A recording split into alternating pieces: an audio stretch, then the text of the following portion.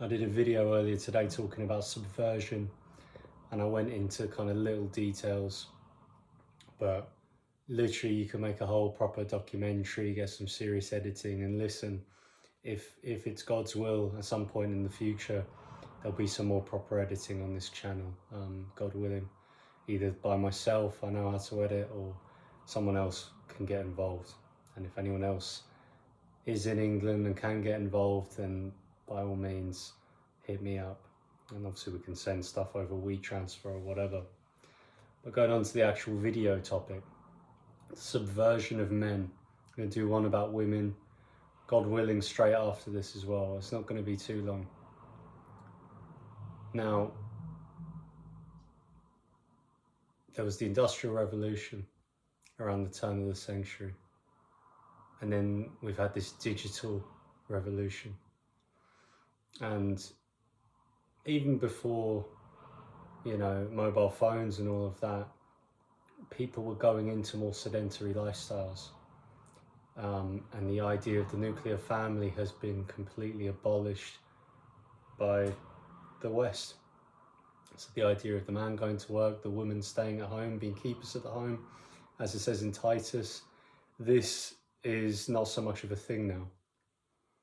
And it's not possible to be so much of a thing for most people, because the cost of living's gone up and everything's so expensive, including at times eggs and things like that. So life gets a bit crazy. And obviously people need to live within their means and allow God to give them wisdom and discernment of how to spend what at the end of the day is his money. If you read the scriptures, God was robbed of money by the Israelites. They didn't pay tithes and stuff, and they were robbing God. That's how God saw it. And basically, there's been a change of the original design, the original blueprint, like I said in the last video, of how God's made it to be. So how's this happen with men today? Well, we've gone away from the more physical lifestyle. So physicality is less, testosterone is less, the stuff in the food is dropping sperm counts and all of this stuff, and mobility and whatever.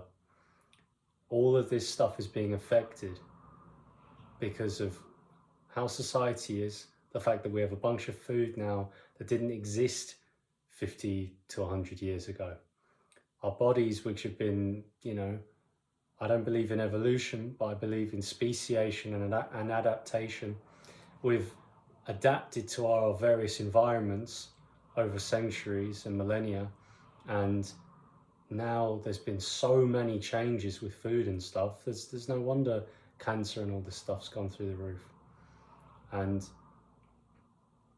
basically, what I see that's happening with men now is men are being conditioned to be effeminate homosexuals. And I've seen this for years, like about 10 years or so I've seen this now. You've got the fashion industry that's run by homosexual men, and I'll talk about this with the women and go into it in the next video.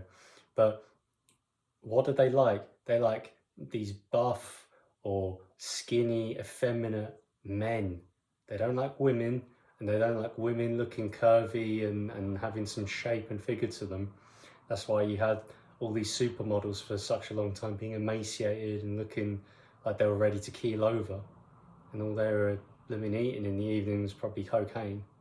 And this is a massive problem. So you had a bunch of girls starving themselves. You had a bunch of guys, look at it now. Just for me buying like a standard t-shirt, I've got to make sure, like when I was growing up, and it makes me sound like a boomer, which some guys would joke to me on Discord, they'd call me a boomer, but like I just want to buy a t-shirt. When I was growing up, a long t-shirt meant a t-shirt with long sleeves. Like this is a jumper, but it would mean like long sleeves. Now a long t-shirt means that it's like a dress and everything's just longer.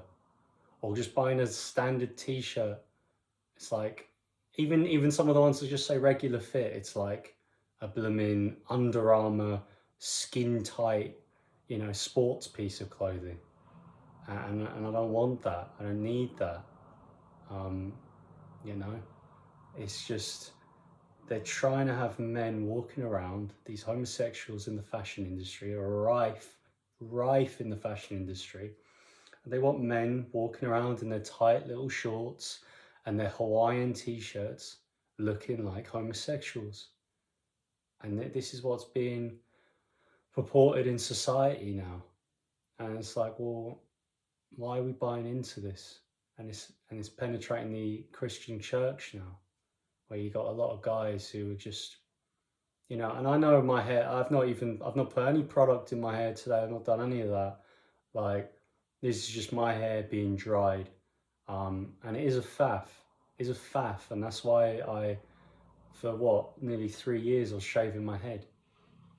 It was good. It sorted me out. Maybe I'll go back to that. We'll see. But these aren't, you know, cosmic decisions. It doesn't really matter. But what does matter is that Satan has implanted through the media, through this Masonic Jesuit system of order and disorder, really, and control. He's bringing in all this nonsense where guys are growing up now, and because the physical side of things has gone out of the equation, men are losing their place in the world. And there's nothing new under the sun. This is a classic way of attacking a society by weakening the men, removing men and what it is to be a man, manliness and authority from the equation. And listen, there's some pushbacks to this. You know, these guys in the gym and they've got their beards and they're like Vikings and all this stuff, and that's all vanity as well. Because you go to these gyms and you got these guys who, yeah, they could bench press me, no bother. They could probably snap me in two if I didn't have a titanium infused spine.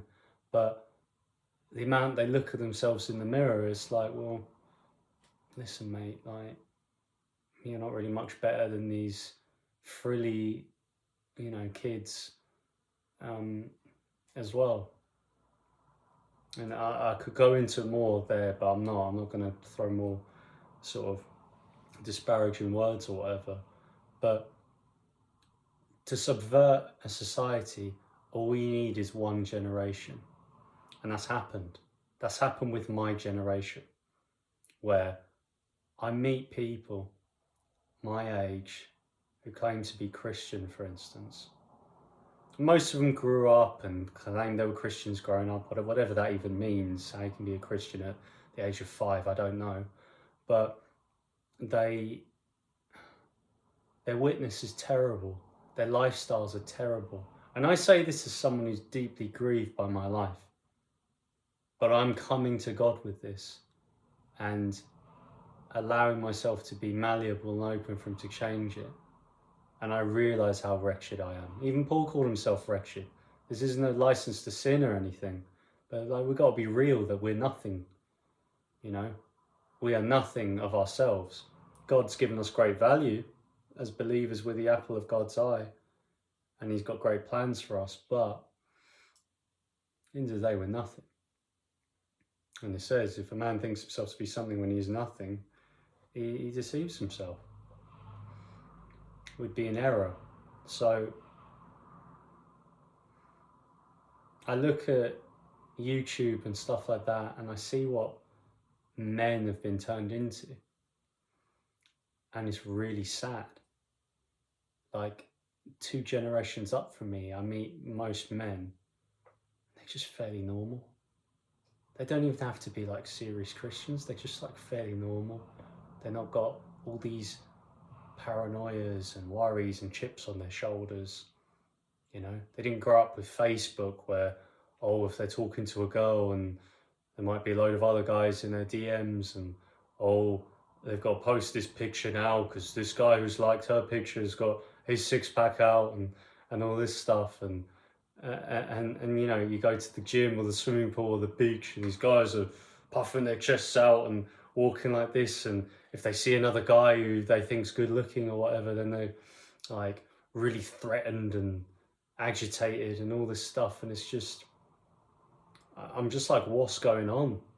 What is going on in society, guys? Can anyone tell me what is going on? Like, in the world standards, I'm an absolute loser now, because I don't fit in with people. Even most people who claim to be Christian, I just don't fit in with them. Not my cup of tea. Does that mean I won't witness to them? No, I'll witness to them if I'm led. Same with people in the world. If I'm led, I'll witness to them. But I just look at a lot of people, I just don't understand anything that they're about. And listen, God love them, but yeah, I just don't understand it. So I really try not to waste my time with too many people, unless God gives me the nudge, and He inevitably will, whenever I'm meant to. Just don't bother, because it's easy to get pulled down than to pull someone up. And so, yeah, going back to the whole YouTube thing, I just look at these guys, and especially North America. It's coming into England now as well, but there was this Alex Jones thing that was obviously memed about the chemicals in the water turning the frogs gay and all that. But if you actually look past all of that, there was a study in the University of Berkeley, I believe it is, where they did show that the chemicals that were in the water were affecting the animals in, or whatever, mammals. I'm not, it's late, I'm not the biggest on, different species and whatever, but like these frogs or fish or whatever, it was changing their hormonal chemistry and balance and whatever. And you can look this up. So there is actually something to that. Now, if they were discovering that in the water there, where else is this happening? The water's heavily fluoridated in America, pretty much everywhere. Even up north in this country, heavily fluoridated. And I just don't think it's any coincidence that there's more and more delicate, that word effeminate means delicate, the more delicate people who are homosexuals. And even the ones who claim to have girlfriends and all this, they got really high-pitched voices. And they do their little things with their hands and their little gestures and whatever. And just the way they talk, you can tell that there's something homosexual of that nature about them. And whether they've,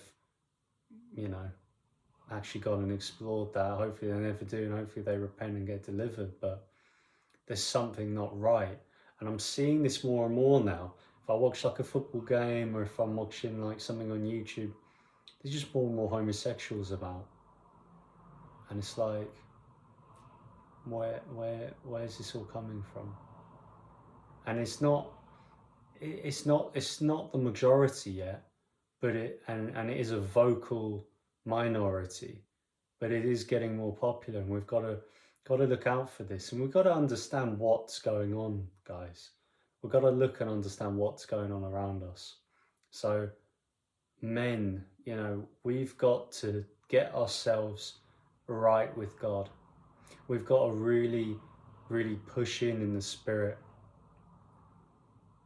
I can tell God's leading me to something big very soon in my life. And it's coming at the price of a lot of brokenness, but it's stuff that God's been loving enough to show me and whatever. But we've got to allow God to show us what it means to be a man. Don't go watching these guys and be like, oh, damn, Bilzerian, oh, he's got all these muscles, and it's all fake anyway, this fake lifestyle. But that's what a man is, or MGTOW, and all these women can get lost. It's like, no, guys, like, let's not throw the baby out with the bathwater, but let's be real. Can we just be real and be like, God, show us what we're struggling with, please. Show me what I'm struggling with. Please work with me on that. Have patience, have pity on me. if we're sincere about that prayer and that line of thinking, God is going to move, but he's not going to move if we're proud. He's not going to move if we think we've got it figured out. I've got nothing figured out, guys. I've got nothing figured out. Even me breathing right now, that's just God's mercy on my life, because I'm an awful person. So yeah, we're 15 and a half minutes in. Just some things to think about, men especially. Amen.